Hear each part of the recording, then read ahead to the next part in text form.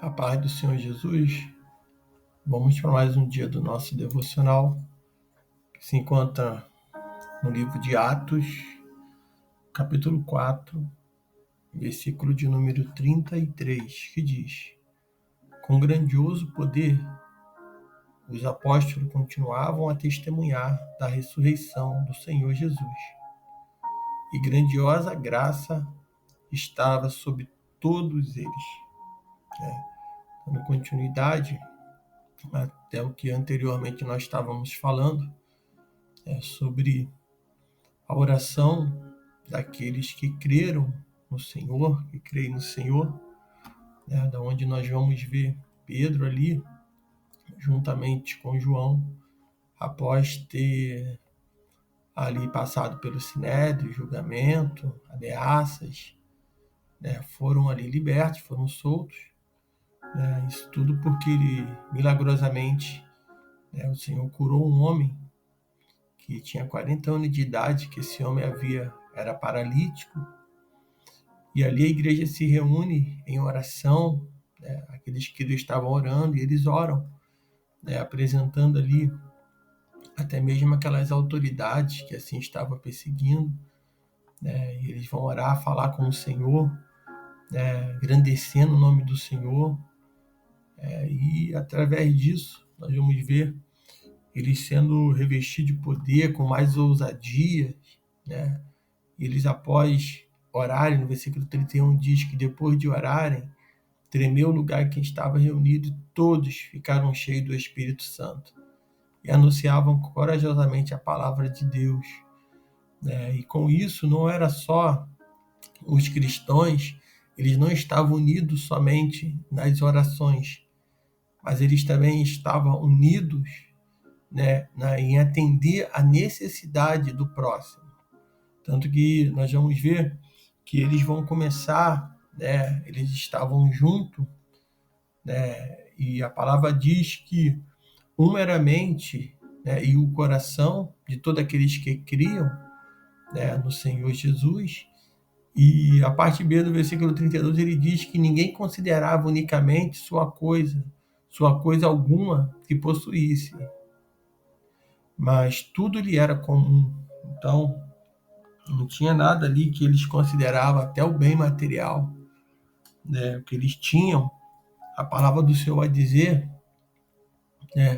que eles testemunhavam da ressurreição do Senhor Jesus, e grandiosa graça estava sobre ele, porque não havia necessitados entre eles. Nós precisamos de entender, que a diferença de opinião, são inevitáveis em meio às diversas personalidades, e pode ser realmente úteis, se for bem conduzida, mas a unidade espiritual é essencial para o povo de Deus. Ela pressupõe, a lealdade, o comprometimento e o amor de Deus e a sua palavra. Sem unidade espiritual, a igreja não poderia sobreviver. Nós vamos ver que Paulo, ele escreveu a primeira carta aos Coríntios para exortar a igreja naquela cidade, a uma maior união, porque a igreja de Cristo, ela precisa estar unida em todos os momentos. No momento de alegria, no momento de tristeza, no momento que alguém necessitado, a igreja precisa olhar para o próximo. Muitas das vezes, muitos querem cuidar só da sua vida e não se importa com a do próximo, no sentido de ajudar, no sentido de cooperar. Então, nenhum daqueles cristãos ele sentia que os bens eram propriamente deles. Por isso foram capazes de compartilhá-los, eliminando a pobreza de seu meio. Não deixariam um irmão ou uma irmã sofrer enquanto tinha abundância. Então, eles não deixavam. Não havia necessidade entre eles. Eles repartiam entre eles. E naquela comunidade de fé, né? Eles se ajudavam, né? E fica uma pergunta para nós, né? Como você se sente a respeito dos seus bens materiais? Devemos entender que tudo que temos vem de Deus e que estamos apenas administrando, né, o que é dele. Então aqui nós somos mordomos do Senhor, administrando um bem dele. Tudo pertence a ele. E não devemos nos apegar achando que é nosso, que é meu, que é só da minha casa. Enquanto isso, muitos estão passando necessidade. Então a igreja primitiva, ela compartilhava bens e propriedades, como resultado da união trazida pelo Espírito Santo, que trabalha na vida dos cristãos e por intermédio deles. O Espírito Santo, ele traz essa união. Quando a igreja está cheia do Espírito Santo, quando o crente ele é cheio do Espírito Santo, ele não consegue olhar para o seu próprio umbigo, ele olha, para o próximo. Não é só uma visão, vertical, mas é horizontal, olhando para a esquerda, para o da esquerda, para o da direita, para o da frente, para o da retaguarda, é um 360. Então, o Espírito Santo de Deus, é ele que trabalha na nossa vida, aumentando esse amor, aumentando, e devemos orar, pedir ao Senhor que aumente o nosso amor por vida, por almas, e até pelo nosso irmão, que estão tão próximo de nós e muitas das vezes eles não são percebidos. Este modo de viver era diferente do comunismo. Por quê? Porque o ato de compartilhar era voluntário. Então ninguém fazia por obrigação, mas voluntariamente. Quando o Espírito Santo de Deus falava, quando ouvia a palavra de Deus, isso acontece hoje. À medida que nós ouvimos a palavra, a ministração de uma palavra, Deus usando alguém, nós precisamos estar dando ouvido a essa palavra. E lá eles pregavam a palavra, eles oravam também, como nós fazemos hoje. E o Espírito Santo de Deus tocava, falava tanto que eles assim repartiam, compartilhavam. Não envolvia todas as propriedades, não envolvia todas as propriedades privadas, apenas o necessário. Então ali eu quero o que era necessário, não tinha ajuda do governo, não tinha ninguém para ajudar, tanto que os órfãos, as viúvas, mais à frente nós vamos ver que é colocado os diáconos para cuidar dessas pessoas. Então não tinha aposentadoria, não perdia o marido, perdia os filhos, não tinha onde ser amparado, e era a igreja que abraçava, não num fim político, mas algo voltado para a caridade, olhando para o reino, olhando para o que Jesus deixou de exemplo. E ainda assim hoje tem muitas pessoas que precisam, e precisam não só do alimento, mas de ouvir a palavra de Deus. Não era um requisito da comunidade para poder tornar-se um membro da igreja. Então, para se tornar membro da igreja, tem que dar, tem que fazer. Não era isso que era colocado. A palavra era explanada, era exposta, colocada diante do povo. E aqueles que ouviam davam ouvido, porque a palavra do Senhor, ela tem sempre Cristo no centro. A palavra de Deus, Cristo está no centro de tudo. E a nossa palavra precisa ser cristocêntrica, falar sempre do amor do Senhor Jesus, porque a palavra do Senhor diz que eles não cessavam, eles com grande poder testemunhavam a ressurreição de Jesus Cristo. Eles se testemunhavam com grande poder, e não era só uma teoria, mas se falava de atender o necessitado, eles atendiam. Se falava de atender alguém, de ajudar, cooperar, eles estavam ali. Se fosse preciso vender algo para poder ajudar, vendiam. Então a união e a generosidade espiritual dos primeiros cristãos atrai outros.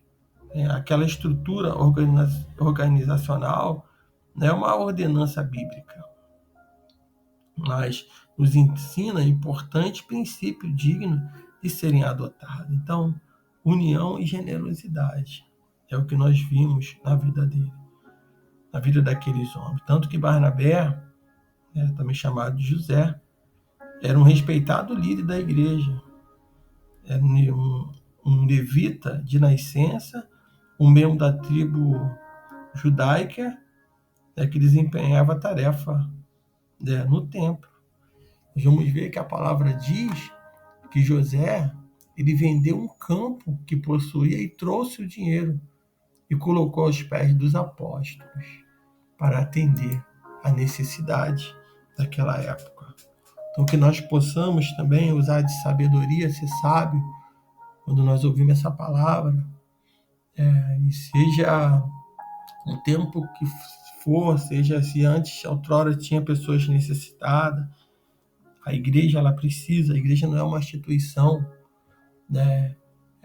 que muitos olham, e acham que todas elas têm o intuito de arrecadar dinheiro para enriquecer, longe de mim querer acusar e nem apontar, porque eu sei que a obra do Senhor, ela é feita, com a cooperação dos seus membros. Nós não podemos ficar dependente até mesmo de algo político, como muitos hoje estão na dependência de políticos, mas a igreja que tem o Espírito Santo de Deus é uma igreja que ela cresce na graça e no conhecimento do Senhor, é uma igreja que testemunha sobre Jesus Cristo, e essa igreja, o Senhor vai acrescentar a cada dia, tanto almas, vidas, mas vai também abençoar aqueles que ali estão, que não estão presos nas riquezas, para abençoar o próximo, para abençoar o necessitado. E eu creio que o Senhor, ele tem, até te despertado para isso, porque a obra do Senhor, ela carece de homens e de mulheres, de jovens, que estejam unidos, e sejam generosos para com a obra que investe não só no que precisa que seja uma necessidade do templo, de luz, de água, de todas essas coisas, aluguéis, mas que também atenda a necessidade, o órfão e a viúva, atenda quem precisa. A igreja, ela tem esse papel, ela não é uma ONG, mas ela é uma instituição onde nós precisamos estar vendo que muitos, para ouvir a palavra, primeiro vai ser necessário tratar a sua fome, tratar o seu problema até espiritual, para que assim essa pessoa seja liberta e seja transformada pelo poder que há no nome do Senhor Jesus. Então, que nós possamos fazer igual a igreja primitiva, compartilhar como você se sente a respeito de seus bens materiais, como você se sente a respeito daquilo que Deus te deu. Tu se sente dono? Você se sente, ou você sente que você não é dono de nada, que é Deus que é dono de tudo, você só é um administrador?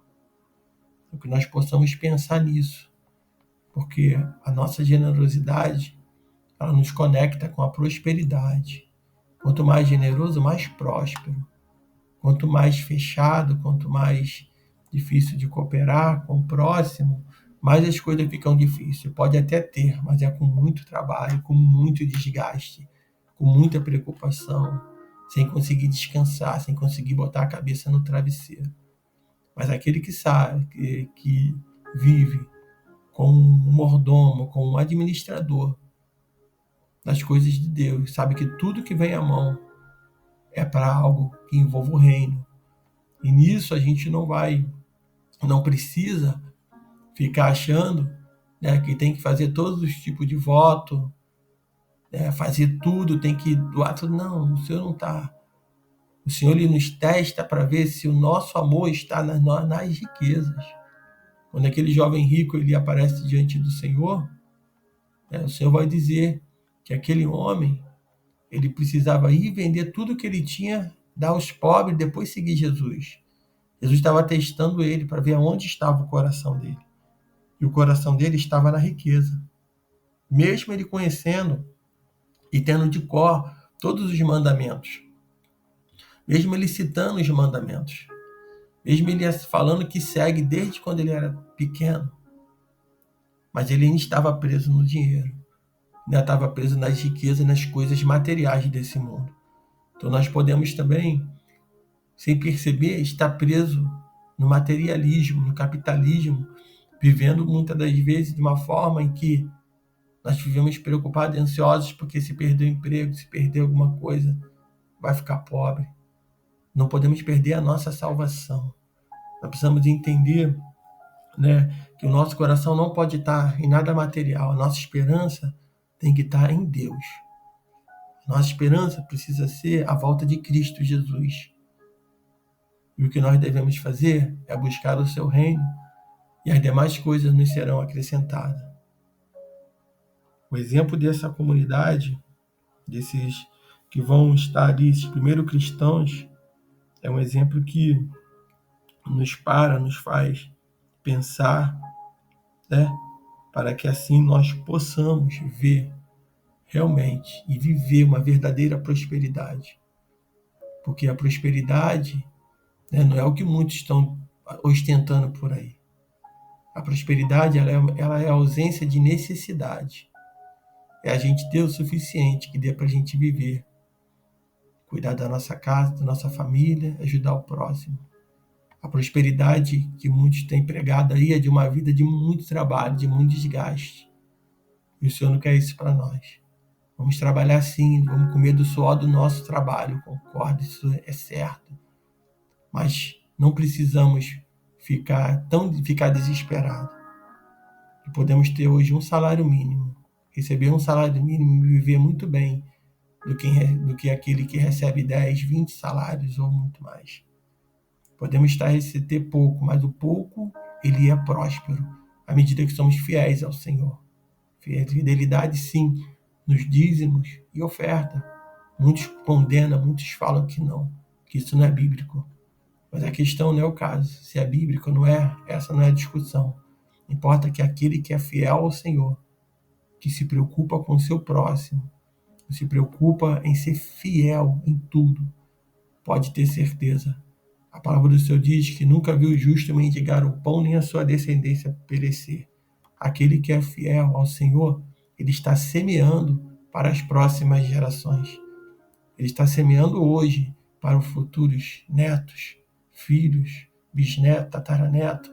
Então isso é aquele que é generoso. Então, que possamos estar unidos nesse mesmo pensamento de união e generosidade.